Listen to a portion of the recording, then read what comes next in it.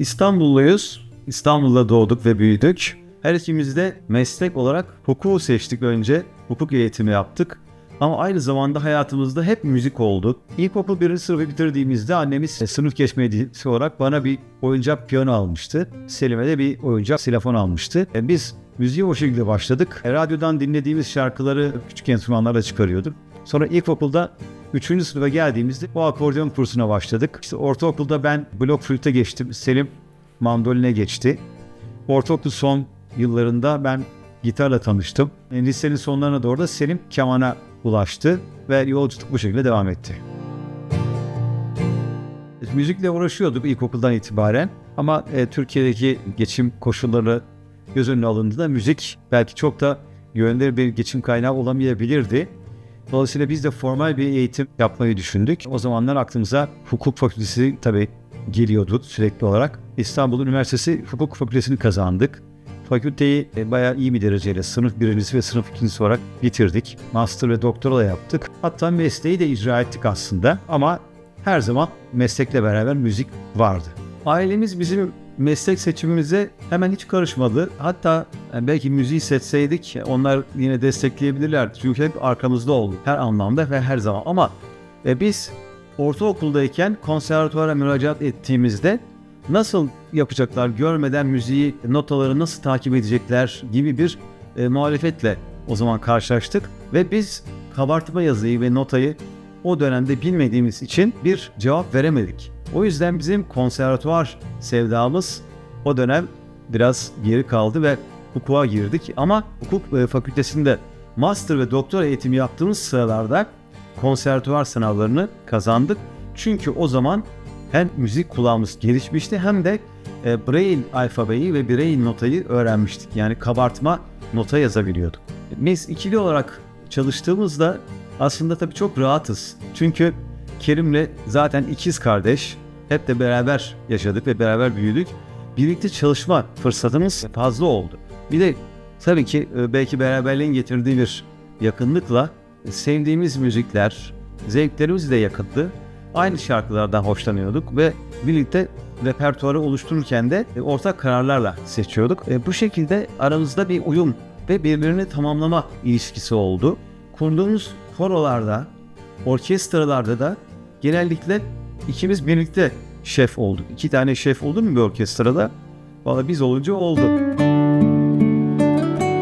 Müzik hayatımızda hep oldu ve bundan sonra da herhalde hayatımızdan hiç çıkmasını istemeyeceğimiz en büyük uğraşı müzik. Her gün mutlaka müzikle ilgiliyiz. Gerek dinlemek, gerek icra etmek ve yeni parçalar çalışmak anlamında.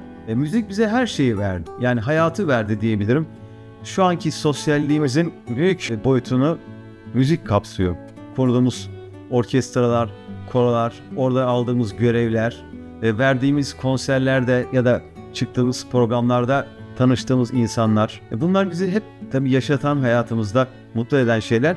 Müzik bir kere yani biliyoruz ki dinlenildiğinde insan psikolojisini olumlu yönde değiştiren bir sanat. Hakikaten yani işte yorgun geldiğinizde veya işte bir şeye moraliniz bozuk olduğunuzda enstrümanınızı ele almayı başarabilirseniz ve bir şarkının içine girerseniz o andan itibaren yorgunluğunuzu atma ihtimaliniz çok çok yüksek.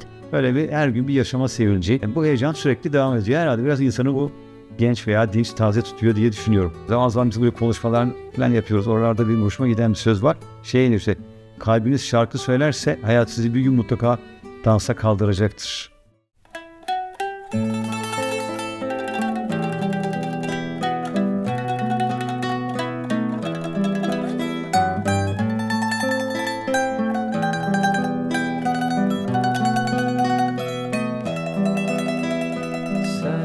Sevgi nedir bilir misin, hiç tattın mı?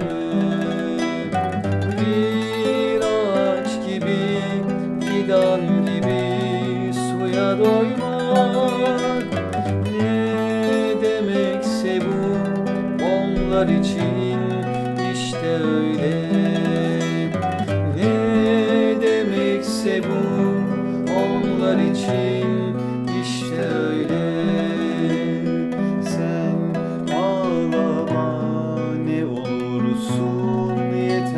Bana sen ağlama.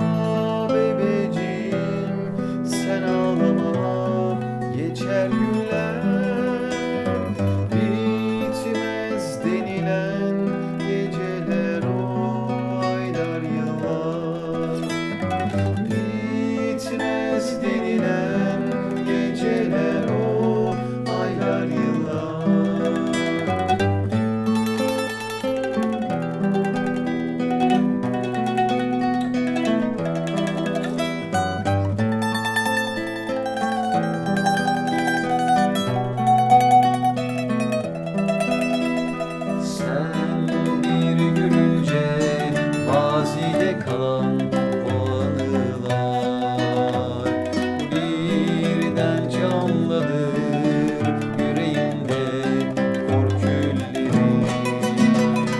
Birden bir alev olur sarar bedenimi, alev safsızca bize yaklaşınca,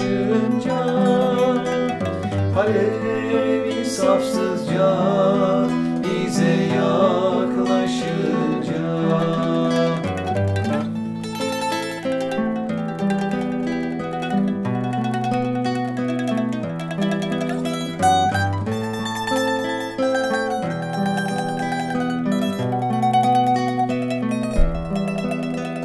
Sen sevgi nedir bilir misin, hiç tattın mı? Bir ağaç gibi, fidan gibi suya doymak ne demekse bu onlar için, işte öyle. Ne demekse bu onlar için,